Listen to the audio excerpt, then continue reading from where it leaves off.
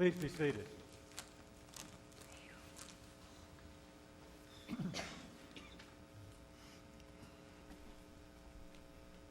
For anyone who's around the office during the week, if you're here multiple days, and if you happen to come in on a Tuesday, you learn very quickly that Tuesdays at Iona-Hope are chaos. I often have hopes of something I would like to accomplish. I usually set that aside, and I just grab hold and hang on for the ride.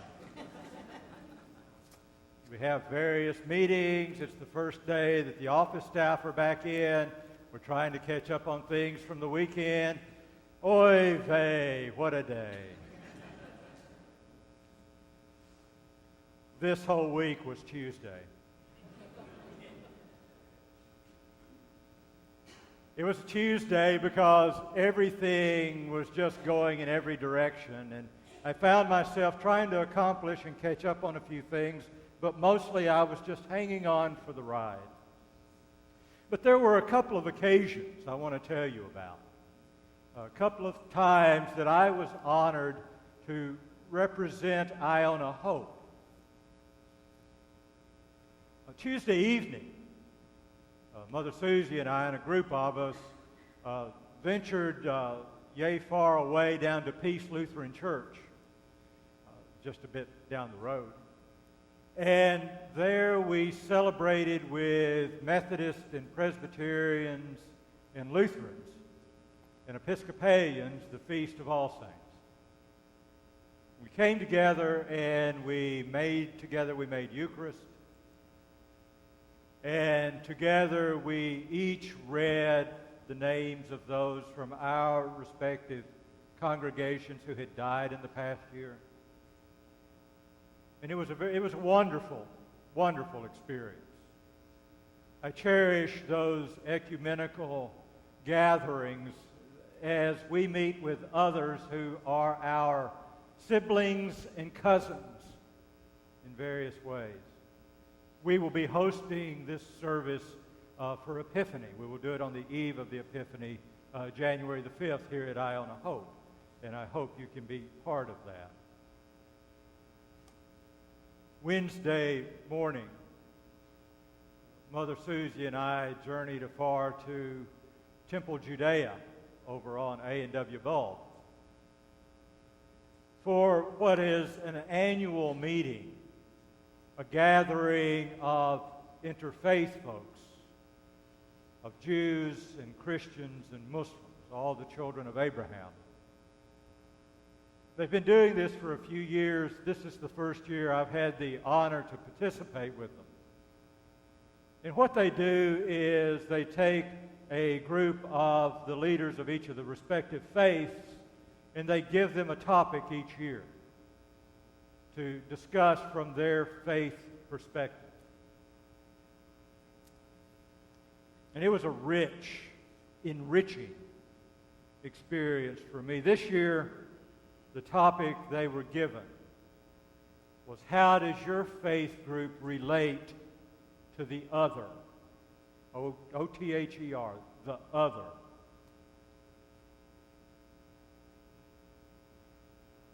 Wonderful, wonderful presentations.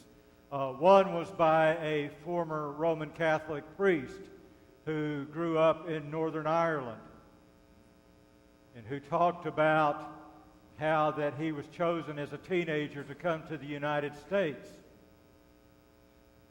to participate in a program where he got to know Protestants, the other. It was a wonderful, wonderful day, and we then broke bread together, and then afterwards had general discussion. It was a great experience. But I have an affliction.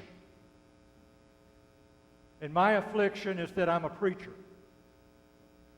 Believe me, it is an affliction. If you don't think it is, ask Nancy.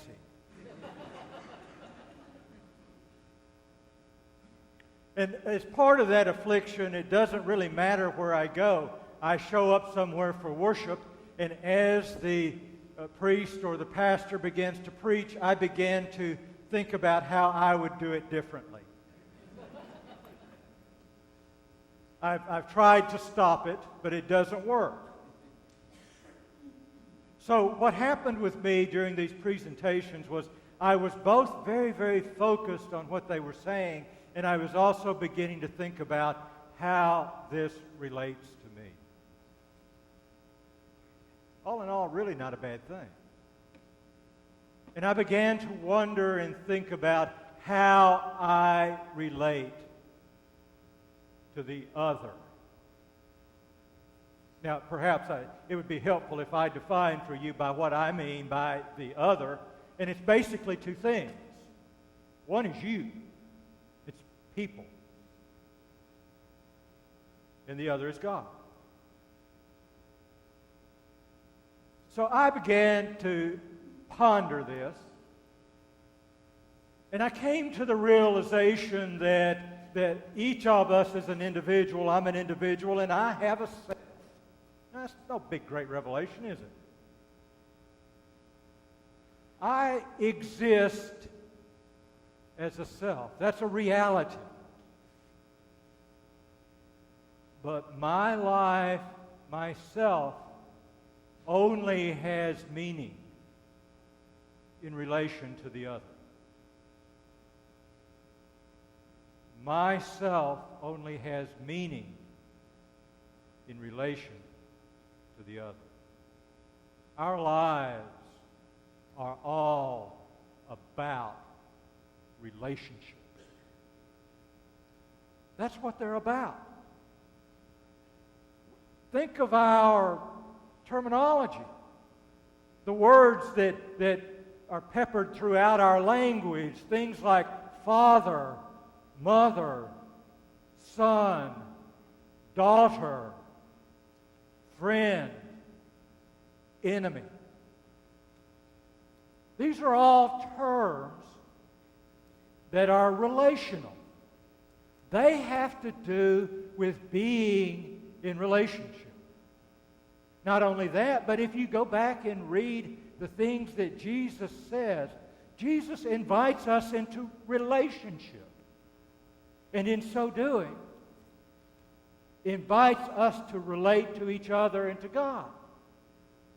And then helps us to understand how to relate to the other. It's about more than just ourselves. It's as Michelle said so wonderfully last week in her video when she was talking about being an MC. It's about being with something that's larger than ourselves.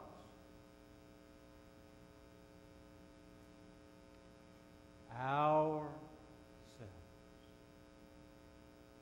So we relate to the other. We live our lives in relationship to the other, with each other and with God. What an incredible, incredible experience this is and it can be.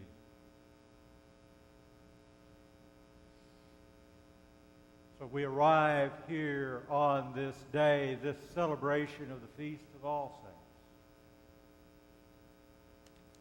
And what better day to acknowledge relationships than the Feast of All Saints, because we acknowledge those who in some way have gone before us, but in more ways live in relationship with God and with us. It's about the other. Now, there are folks who I'm sure think it is quite odd. And there was a time in my life that I did so as well.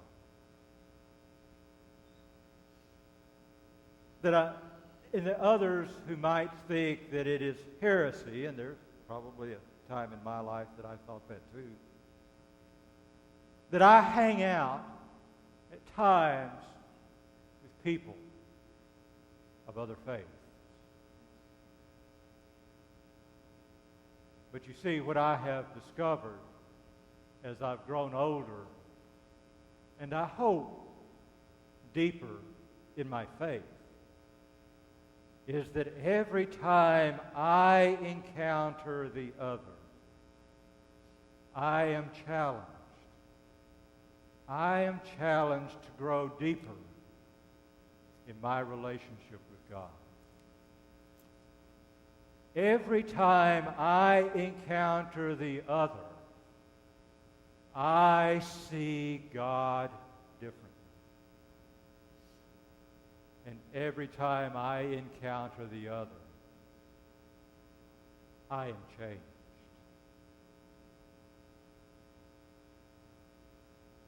So there you go. There you have it.